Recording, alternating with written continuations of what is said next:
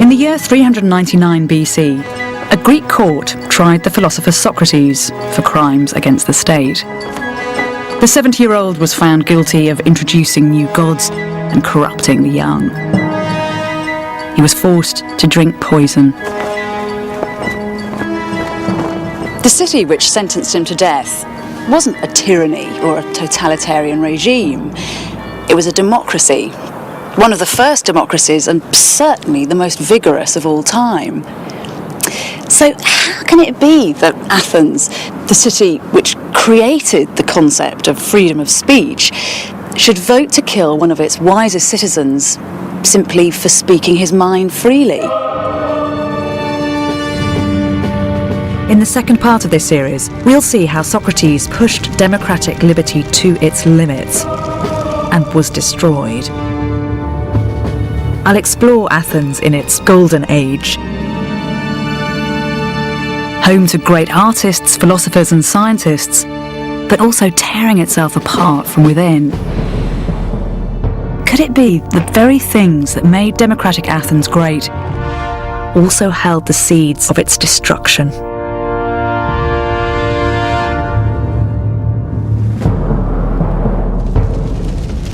At the end of the 6th century BC, the Greek city of Athens took a dramatic step in the history of mankind.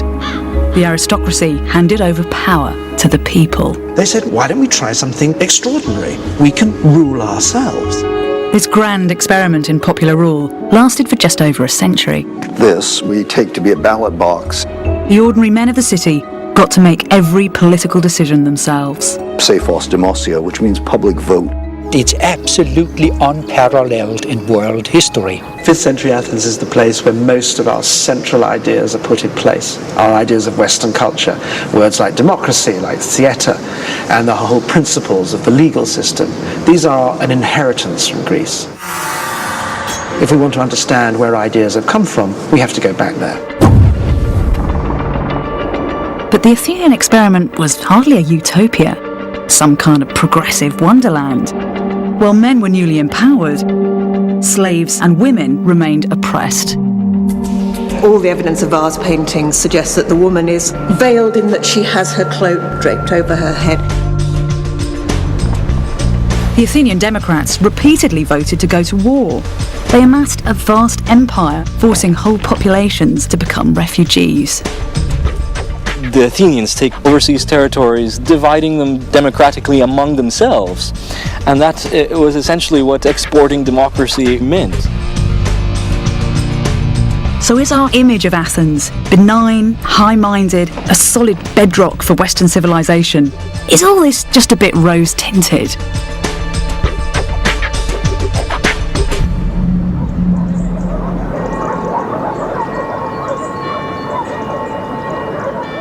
In 438 BC, the Parthenon was finally completed, and Athens was flying high. The Athenian democracy had amassed the largest empire Greece had ever seen. Over 150 states from North Africa to the Crimea handed over vast sums to the Athenian treasury, which paid for a navy which roamed the seas unopposed. These ships were not for show. In its golden age, there were no 2 years when Athenian citizens did not vote to go to war. Its ruinous conflict with the Spartans, the Peloponnesian War, was to be the backdrop for all its high achievement. This war is such an abysmal milestone in the history of civilization. Massacres, killing all the males, enslaving the women and children. This becomes standard practice in the Peloponnesian War. This is a new and terrible mode of warfare for the Greeks. But amongst all this conflict, from every corner of the empire, a stream of artists, architects and philosophers flooded into the city, bringing with them new experiences, new ideas. There's a real sea change in how people thought about what they were doing. Instead of just doing what we were doing before, we could now think about it. And that led to experimentation. And that idea that you could experiment is what makes democracy and the Enlightenment go together. That sense of ceaseless experimentation and thought.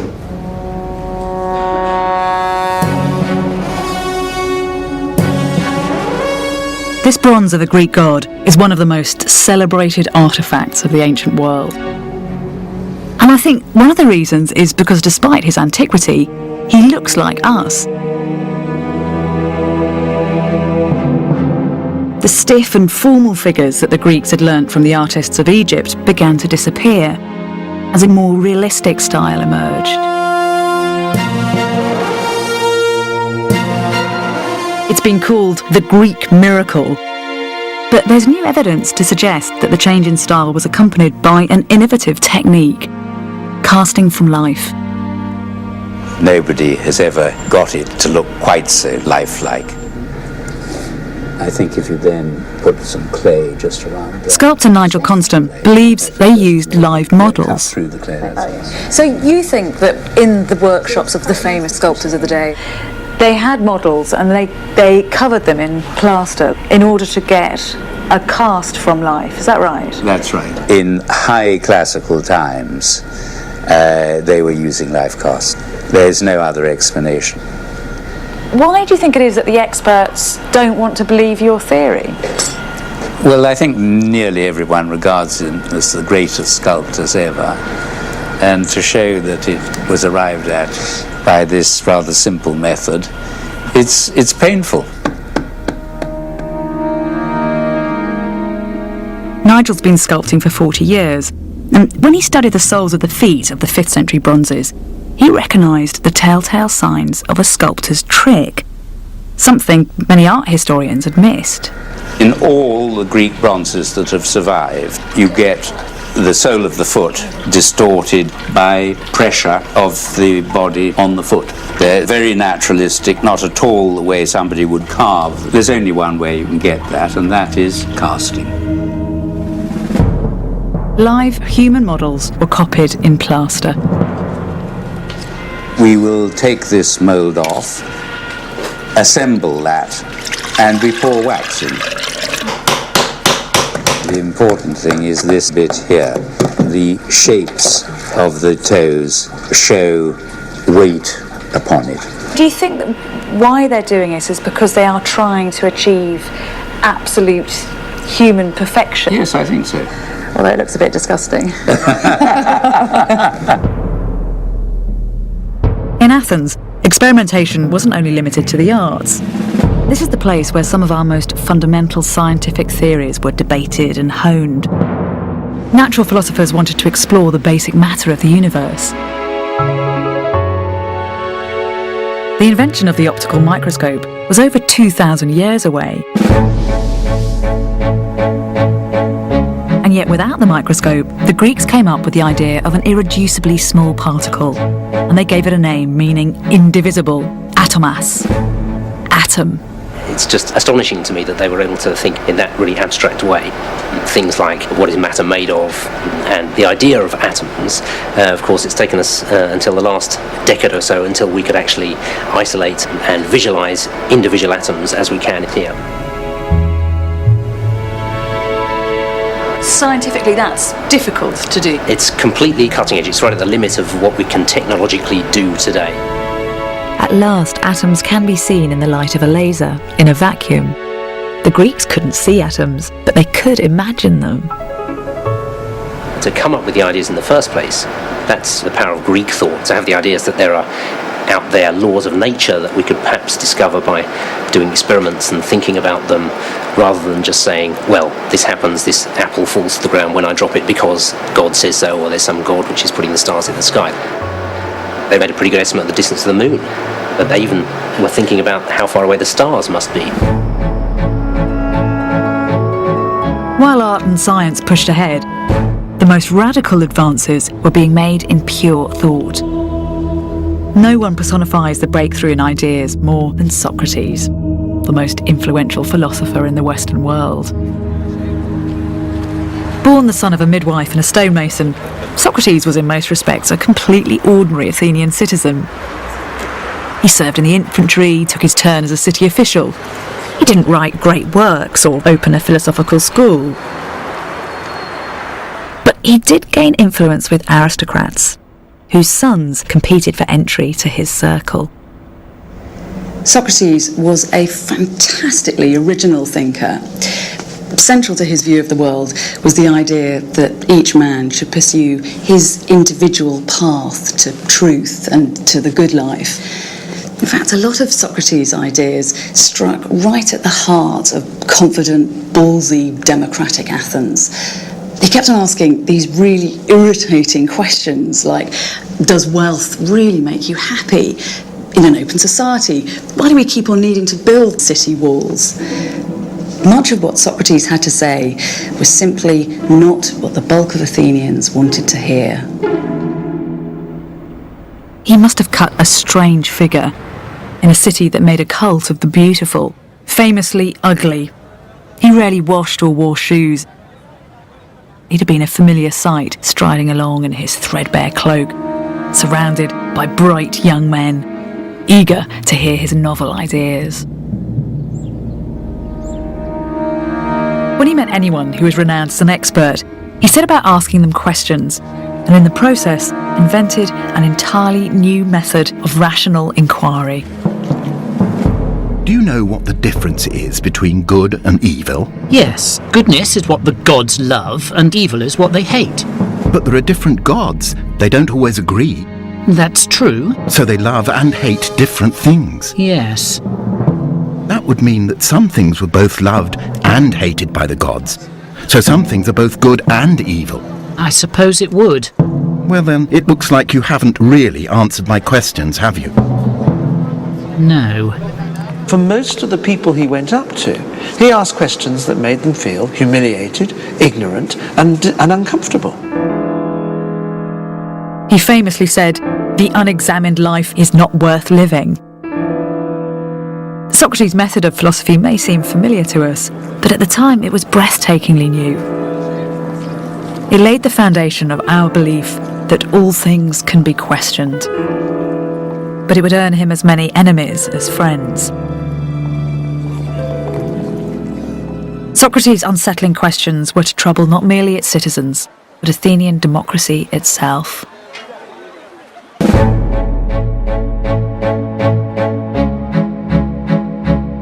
The 5th century BC saw an explosion in new scientific ideas all around Greece.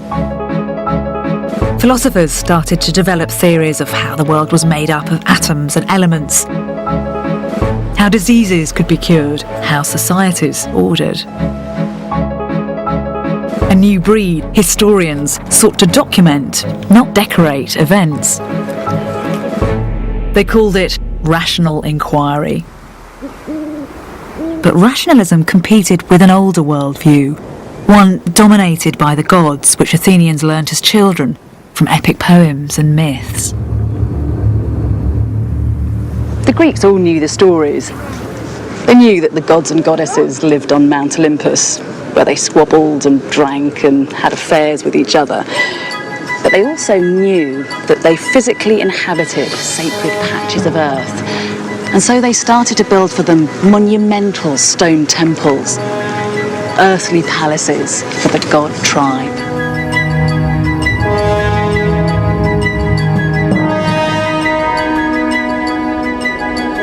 At the time, even wealthy men lived in mud brick structures. The spirit world was honoured with opulence, for religion was supreme.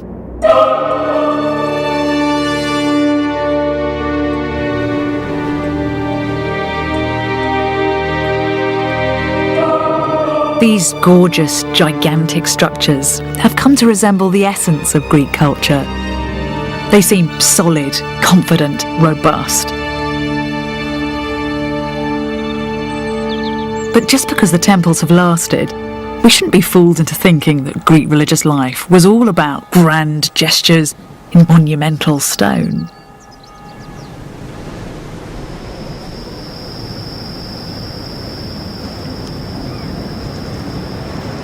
In one way, you get a better sense of the real ritual experience of the Athenians if you come down here late at night. This whole side of the rock was dedicated to the goddess Aphrodite, and men and women would continually come here to leave offerings in specially carved niches. During one festival, young virgins would clamber down through the rock of the Acropolis itself, down this staircase, which was carved back in the Bronze Age. They carried, what we were told, were baskets of unspeakable offerings. And they would stay here all night to worship the goddess.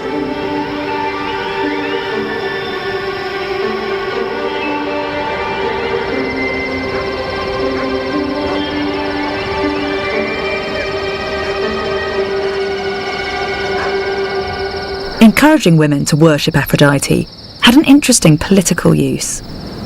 Aphrodite is the goddess of sexual love, but she's also the goddess of persuasion and harmony. In a political system where there were so many players, each with vested interests, harmony was vital. And by worshipping Aphrodite, it was thought that women could entice this cosmic glue out of the goddess. In ancient Greek, there is no separate word for religion. Ritual was just part and parcel of everyday life and the political process. Gods and demigods were thought to walk the streets and be around every corner. But unfortunately, these were often malevolent spirits who demanded appeasement. Recent excavations show that black magic, too, was at the heart of the Greeks' famously just and rational judicial system. In the main cemetery of Athens, the Kerameikos, underground wells and cisterns have yielded hundreds of curse tablets. This poor chap's had his hands tied behind his back and he's been sealed in a lead coffin. And we know his name because on the lid of the coffin there's a very crude inscription that reads Nascimento and all his cronies in the legal case. So whoever commissioned this was prosecuting Nascimento and hoped that by creating this thing he could appropriate some kind of supernatural power so that the outcome of the law case was favourable to him. There are many of these things. So clearly this kind of magic was an unofficial but an integral part of the Athenian judicial system. Scholars have often struggled with Greek religion. It doesn't square easily with the Athens they wanted to see, that was sophisticated and rational. Athens might have been a democracy, but it had emerged from an archaic world of multiple gods and primordial rituals. For the Athenians, there was one particular festival they cherished, which fostered a sense of togetherness. It was known as the Mysteries. The ritual started with a procession from the Kerameikos cemetery all along the sacred way. For years, it's been virtually impossible to work out what went on because this was a mystery religion, and initiates to the cult were bound by an oath of silence.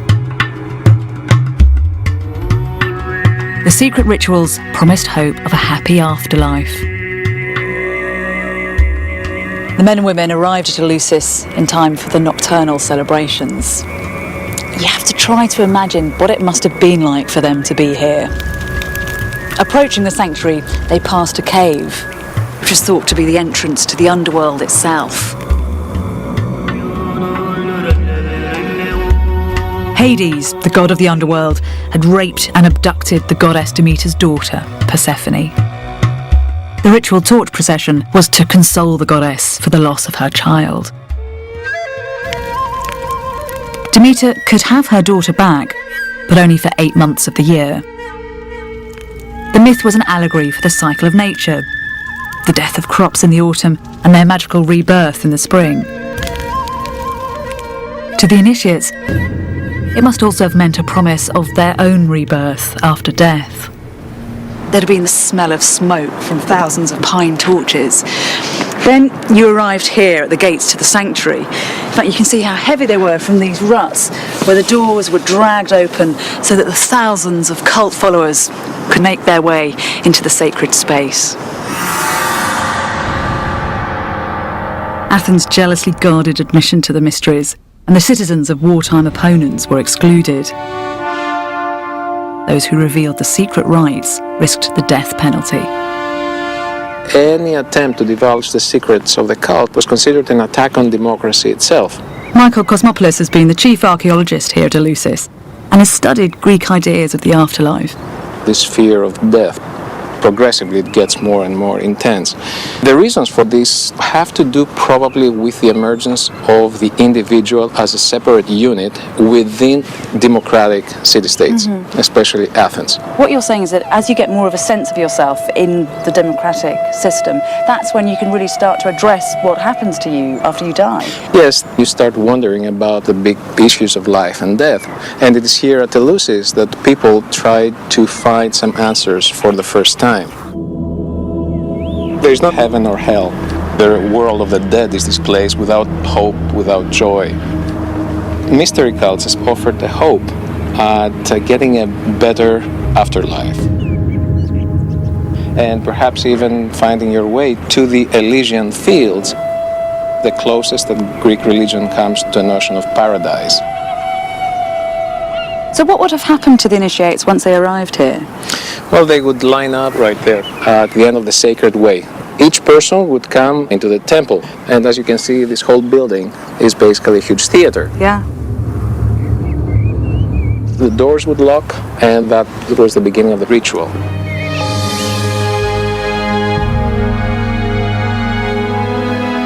Most scholars agree it was a reenactment of the actual myth of the abduction of Persephone by Hades and her final reunion with her mother Demeter. When we watch a play or a movie, we identify with the personalities. Persephone has gone to the underworld and she has returned. It's like your best friend has defeated death. Therefore, you draw strength and courage from that victory, so you don't fear death.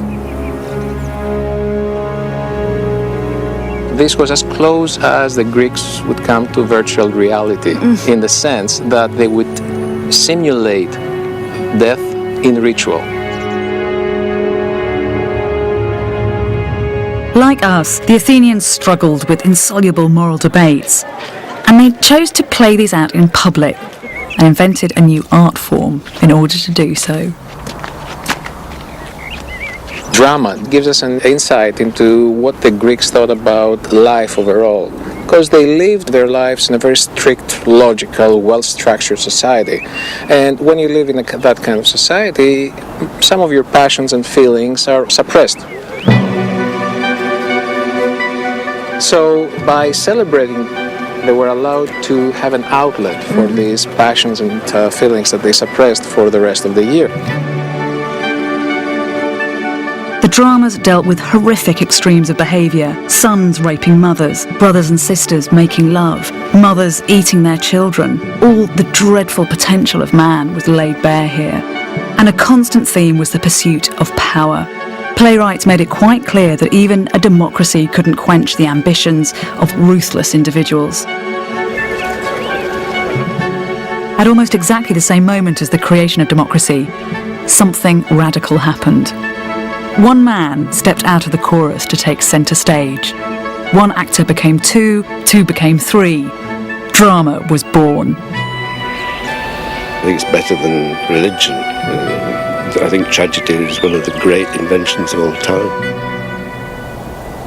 At Delphi, the poet Tony Harrison explains his take on Greek tragedy. Just as some people need religion to answer the questions of what we suffer from, it was an important part of their politics, their culture, their debate. Certainly they don't separate art and culture in the way that we do. It's something to do in the evening. The theatrical performances were during the day, weren't they? Very important to remember that they were done in the full light of day. They brought these things to the light of day, Stophos, to the light. If you're in the darkness, how could you bear such dark subject matter? The tragedies, most of them are written at the time of the Peloponnesian War. Are we seeing any of that terrible, real historical time reflected back into the drama? Well, we do get terrible stories of war in, for example, Euripides' Hecuba. In the play, the Greeks are debating whether to sacrifice a young girl to glorify the dead warrior Achilles. The people who were most eloquent in debating for sacrificing her are Athenians, so undermining their own democracy by having a democratic act to kill an innocent. Yeah, and it can be a true horror of democracy that the mass of people can vote for something which is appalling. What followed after was will clash and conflict, welling and surging through the whole summoned army, some for the sacrifice and others against. The sons of Theseus, both bred in Athens, made separate speeches, but were of the same mind, that the grave mound of Achilles be given its crown of glory, a fresh gore garland from a green girl. It's all the language of democratic voting used to sacrifice an innocent girl. The same language you needed for the persuasion in the law courts and the assembly. At the end of the war, I think when I was 8, I saw a terrible film of them bulldozing bodies in Belsen, and it really went into my soul, and I thought, well, how can you find ways to express the terrors of our own time? And then I discovered this great theatre of light and this style to express darkness. And I always think of, when I'm here in Delphi, I always go and touch these stones down here on the polygonal wall, because that for me is a metaphor for tragedy. It was built with all these strange shapes that when the earthquake came, they would lock. They wouldn't fall down like regular bricks. They would lock together more tightly. And this for me is like the verse of tragedy containing and surviving the earthquake of dark emotion. Because those blocks have all they're inscribed. And inscribed. The wonderful thing is that you can see letters joining them together. And I always think it's really the words that hold everything up.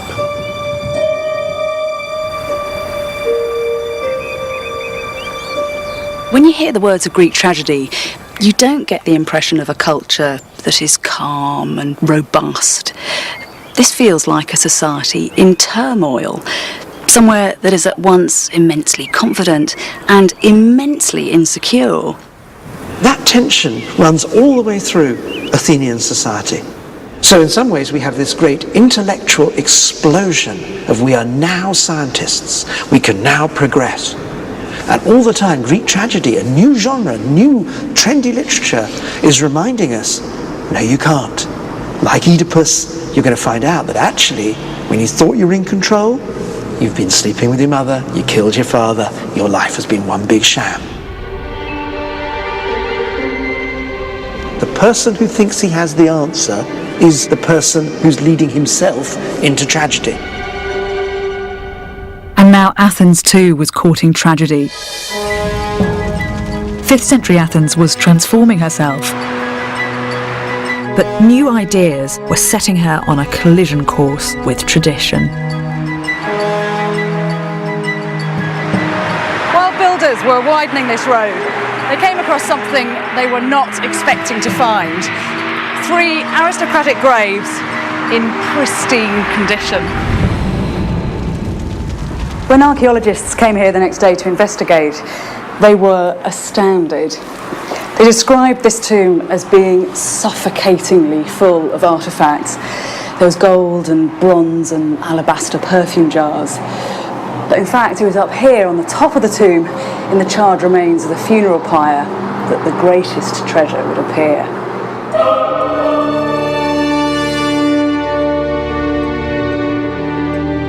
The tomb was clearly of a wealthy aristocrat, someone who could afford such elaborately decorated artefacts. Amongst the riches of the tombs, the fragments of burnt papyrus turned out to be the oldest surviving book in Europe.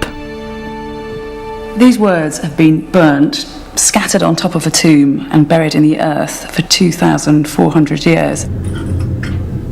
So it is close to miraculous that they've survived at all. In this little fragment here, we learn that Zeus has raped his mother, who then goes on to give birth to Aphrodite. So you can just see Aphrodite. The scrolls took years to decipher. But ideas contained in the writing presented a remarkable puzzle. Dirk Obbink was the first scholar outside Greece to see the scrolls. At the Oxford Papyrology Institute, he uses spectral scanning to decipher the text using different wavelengths of light.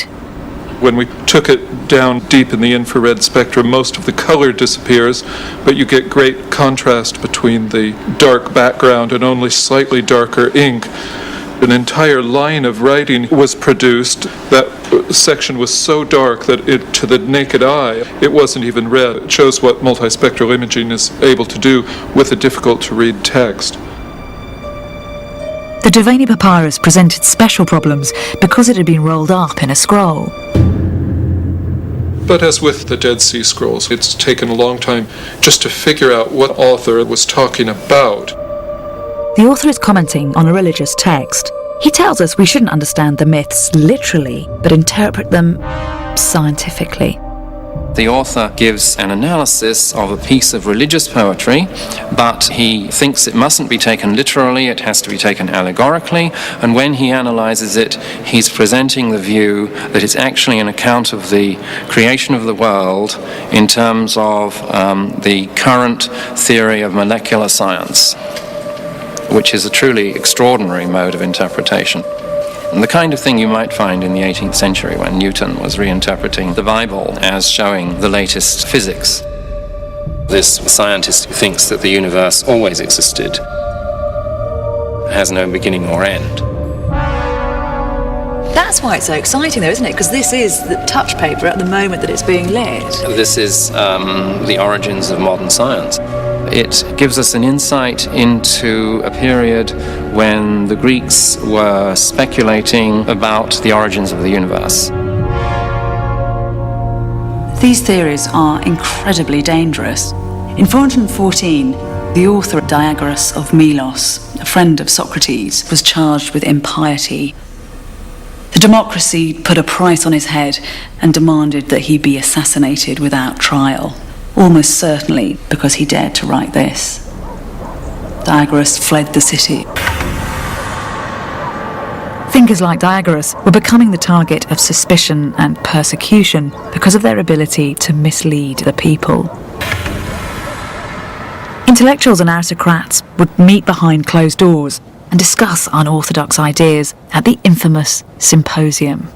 That's one of the very peculiar things about the Athenian democracy. It's suspicion of any groups of people getting together. It's hatred of cliques, because they could all be against the democracy. James Davidson has studied the symposium and the various power groups within Athenian society. The Greek symposium is really a group of men who are all drinking together in a very small room. So it's a very intimate kind of environment. The symposium is supposed to be off-duty. They're in a relaxed situation. And you're not supposed to be talking about politics either. This is not a debating chamber. But underneath all of that, this is a way for people to establish links. So politics keeps on creeping in through the back door. The symposium was rich with homosexual overtones, but the erotic dalliances were often a cover for secret networking. Is the homosexual relationship to do with power and status as well as sex? I think it's more to do with male bonding. I know that sounds fairly obvious, but we very often find that there's a great anxiety about how the beloved is really in it for a political position, when the admira is really in it to have a little client or a little agent who will help him. It was at the symposium that Socrates drank with and inspired the most powerful of the aristocrats. He was the dazzling young general Alcibiades. The fame of an Olympic victory had propelled him into the limelight. Overnight, he'd become Athens' most charismatic and influential politician. At exactly this time, Plato tells us, Socrates and Alcibiades were to be found together at a famous symposium. Socrates reveals to Alcibiades and the other guests the mysteries of love. It's a clever adaptation of the mysteries of Eleusis. Its language, which mixes religion and science, is reminiscent of the Devaney papyrus. The ideas appeared radical. Alcibiades and others were engaged in private celebrations that seemed to some people to be actually mocking the Eleusinian mysteries. And the Daveni papyrus could also well have been seen in some circles to have been mocking or trying to displace the traditional mysteries. But what had remained in private was about to erupt in public and shatter the career of Alcibiades and the fortunes of Athens. In 415, Alcibiades was riding a wave of public popularity. He persuaded the Athenians to enlarge the empire and conquer Sicily.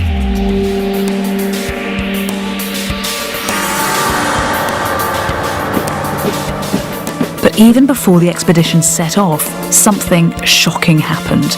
A religious scandal. Across Athens, at every street corner, were statues, representations of Hermes, the messenger god. The morning after they decided to sail for Sicily, the Athenians woke up to find hundreds of these statues mutilated, with their noses and erect phalluses cut off. An investigation was launched, and witnesses started to come forward with information about the nocturnal antics of groups of aristocratic young men, debauched dinner parties in which the gods were mocked, and all whispered that Alcibiades was the ringleader. Once the fleet had arrived at Sicily, a boat was sent from Athens to bring Alcibiades back for trial.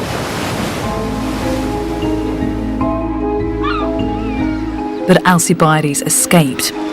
He was now in Sparta, advising the enemy on how to defeat Athens. Now, that really was a bad omen. When it came to assaults on their religion, the Athenians were in a very ugly mood. They started a witch hunt. Of course, first for the people who had smashed the statues, but secondly for people who had been alleged to parody the Eleusinian mysteries. And the Athenians revoked the prohibition on citizens being tortured, and a lot of people were tortured and executed. It was a truly terrible time in the city. Things were looking very bad for Socrates. His most famous protege had become a national pariah, and all around him his fellow intellectuals were being brought to trial. The scene was set for Socrates' own tragic drama. The last decades of the 5th century BC saw the end of the golden age of Athens, as her internal divisions were punished on a massive scale by the might of her foreign enemies. In just 15 years, the democracy itself would crumble. In the year 413 BC, Athens had been at war for almost 20 years with Sparta. Athens' great hope of ending the war had been the brilliant young general Alcibiades, now in disgrace.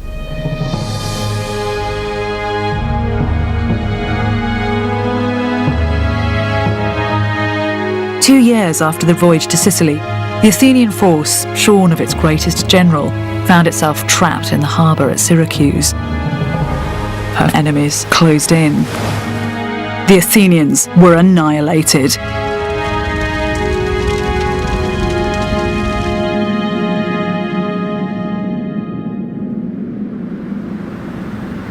The few survivors started to limp back to the city. The stories they brought with them were so horrific that at first the Athenians refused to believe them. And then, when they realised that these things were true, panic swept through the city. After Sicily, things went from bad to worse for Athens. Inside the city, there was political turmoil. The citizens looked for people to blame, persecuting the talented leaders and thinkers who'd once been the democracy's lifeblood. A system that had harnessed the competitive instincts of the aristocrats for the benefit of the people had turned into a regime that drove Athens' finest into the hands of its enemies.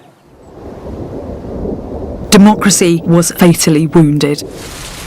Death squads roamed the streets, And in this climate of fear, the Athenians turned on Socrates. For over half a century, Socrates had roamed through Athens, goading the city like a gadfly with his interminable questions. And while the democracy was strong, the Athenians had viewed him with interest. As a bit of an eccentric. But after the horrors of the last few years, he was viewed as a destabilizing influence that had to be permanently eradicated. Socrates was brought to trial on 2 counts: for mocking the gods the city believed in and for corrupting its youth. A couple of Socrates' former pupils turned out to be traitors and anti-democrats, and so they saddled Socrates with the responsibility for that. The Athenians always believed that people should be held responsible for whatever views they expressed. The accusations were put to him in the Agora, where he was summoned to appear before the chief magistrate. The quarter is now severed by the Athens metro. According to Plato, Socrates says he has to stop taking part in the dialogues because he has to go to this building here in order to answer the charge. John Camp's been excavating the Agora for nearly 40 years. How would it have been organised here, and who would have been involved? Well, the Athenians are very litigious people, so the courts would have met frequently, and there were lots of them. And they took huge manpower because the smallest Athenian jury is 201, 501 is common, 1,501 if they really wanted to. It was very loud and very noisy and very crowded all the time. The trial of Socrates was a most extraordinary occasion.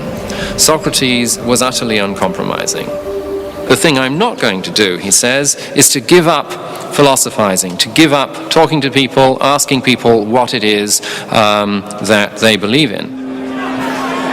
Clearly there was quite a lot of heckling. Plato reports that Socrates scorned his accusers.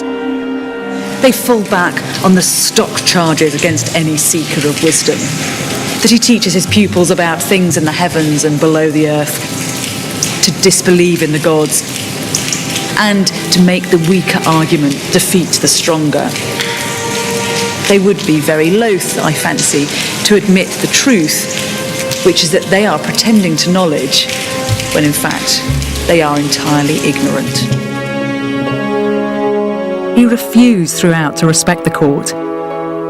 Asked to suggest a punishment when the jurors might well have accepted exile, he answered, "Free meals for life, the traditional reward for sporting heroes." He'd always told them the truth, what was good for them, and therefore they ought to thank him. And that's not quite how they saw it. And so when he suggested he should be treated as the equivalent of an Olympic victor, which was the most heroic human being around, that didn't go down well. As it was, more jurors voted yes, he should be executed than had voted yes, he's guilty. Some changed their minds, in other words.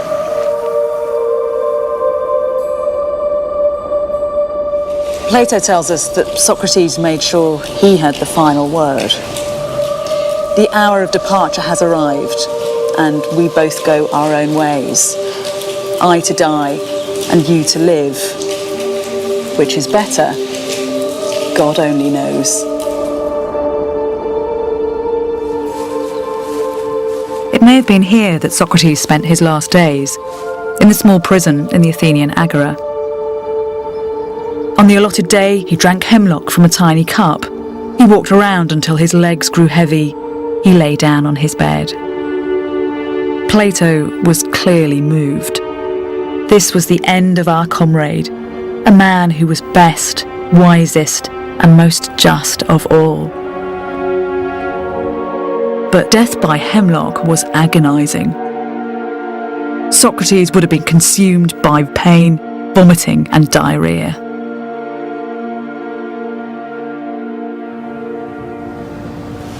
Almost immediately, the Athenians regretted what they'd done. They voted to erect a statue of Socrates just outside the city walls, and Plato, his pupil, would go on to write him into history as the world's first ideological martyr. a martyr to liberty and freedom of speech. He told the Athenians things they didn't want to hear about themselves, and he refused to make any concessions. That's, of course, one of the reasons he's so admirable, but also one of the reasons he was executed. Socrates was seen as the educator of tyrants. It would be better to think of him perhaps in those terms as somebody giving a hate speech in a mosque. Would we allow free speech under such terms? Teachers have responsibility. They should live up to the responsibility. And Socrates certainly was productive of some of the most dangerous men in Athens in the 5th and 4th century. And one should never forget that his most important pupil, Plato, was the theorist to whom Stalin turned and Hitler turned in order to justify their totalitarian state. There is something of a blackness in that philosophy. Socrates questioned the wisdom of mass rule.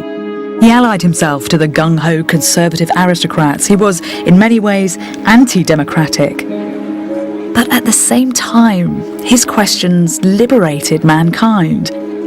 He was a pioneer in a movement which had begun to reach beyond the confines of religion and ask questions about how the world was made and what the role of humans was within that world. Democracy could tolerate many things, but not a direct challenge to democracy itself. By questioning the gods, Socrates had undermined the shared value system upon which Democracia depended. The paradox is that these radical ideas developed precisely because Athenian democracy allowed free speech. Direct Athenian democracy only lasted for 150 years. Although we uphold it as the pillar of our civilization, in fact, the West has spent much of its history rejecting it as a political model. The story of Athens goes part of the way to explain why. Democracy is hard work. It is demanding and flawed and volatile. For 3 generations, Athens had been phenomenally successful. The citizens of the polis had lived through one of the most radical and innovative histories of the world. Yes, it was fickle and inconsistent and sometimes vindictive, but we have to admit to ourselves that those are the hallmarks of an open society. If you empower people, you sign up to a life of uncertainty and change. And nowhere demonstrates that better than the bloody and brilliant place that was democratic Athens.